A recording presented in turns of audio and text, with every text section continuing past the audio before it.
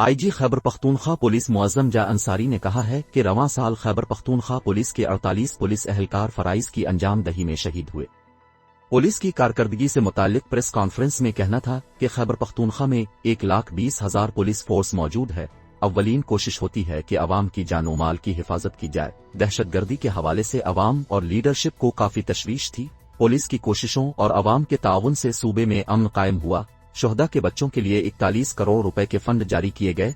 CTD نے 599 دہشت گرد گرفتار کیے۔ بھاری مقدار میں اسلحہ اور بارودی مواد برآمد کیا گیا۔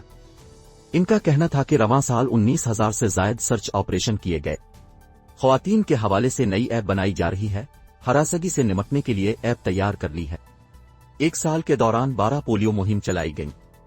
کارروائیوں کے دوران 900 کلو سمیت ہیروئن اور چرس بھی پکڑی گئی۔ 2400 سے زائد واقعات قتل، مقاتلے اور ذاتی دشمنی کی بنا پر ہوئے۔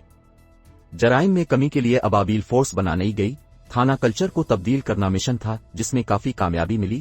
ہر تھانے میں آسان مرکز قائم کیے جا رہے ہیں۔